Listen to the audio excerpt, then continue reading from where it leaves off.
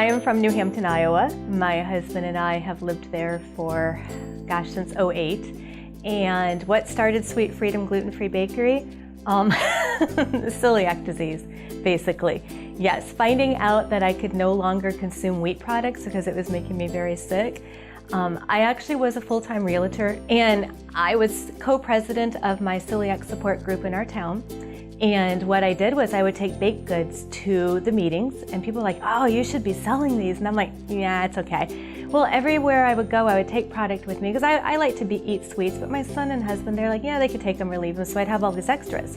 So I would take them around town and hand them out to people and just take them to different businesses, and they'd be like, wow, you should open up a bakery. These are awesome. You'd never know they were gluten-free. And I'm like, wow, thank you. No, but no, thank you. And I got to thinking, and suddenly the name Sweet Freedom Gluten-Free Bakery popped into my head, and I wrote it down and left it at that. Never went back to thinking about it again for about another month. Well, then I decided, well, I'm going to take some more things to our, big fall meeting, and it just kind of progressed from there. I decided I had a couple people put orders in for Christmas cupcakes, and I thought, okay, fine, I'll make some Christmas cupcakes. I did a couple vendor events that I was invited to. 3,200 cupcakes later, I realized this wasn't a hobby anymore. So between October of 2014 and December of 2014, I had sold 3,200 cupcakes. So then a particular bakery wanted to partner with me, and I did for a while, and it was going really good. We were selling out weekly. I would deliver twice a week, and we just couldn't keep them in stock at that place. I had grocery stores, and I had restaurants, and I had other people calling me wanting them delivered far away to different states and in all these different places, but I really couldn't do that at that point in time because I was exclusive with this other place.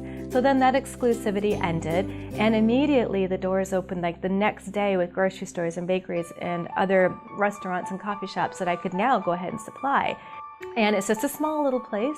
And I grabbed one of my good friends who was my co-president of my celiac group with me, and we started baking these cupcakes together.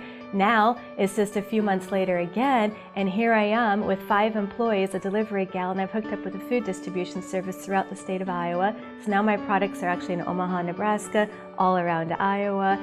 The lieutenant governor came and visited my place. She chose me out of our county as a business to come and see.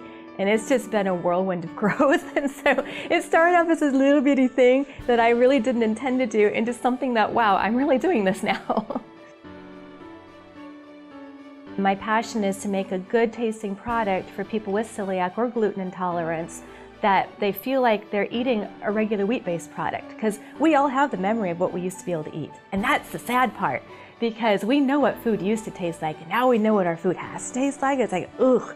So the breads and the pizza crusts and the cupcakes and the cookies, when people try them, they're like, are you sure this is gluten-free? And sometimes they get really nervous because it tastes that well. And then I have other people that can eat gluten try it, and they're like, you would never know.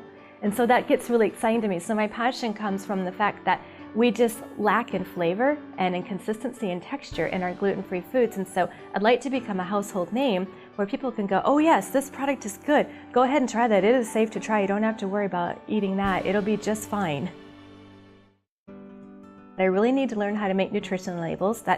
Maybe I'm scared to see how many calories are in one of my cupcakes, but we're going to need to know that at a certain point in time. And I'd like to learn how to take my small batches, because right now we have 8-quart mixers, and we make everything in individual handmade small batches.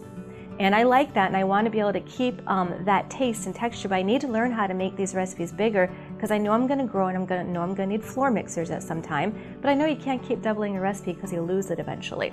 There are some business aspects that I'd like to learn too, because there's always things that you can learn, and I'm never one to think that I know it all, so I'm very excited about learning new things. So I'm super excited to meet my mentors today. When I saw who they were, I was like, it is Christmas today, isn't it?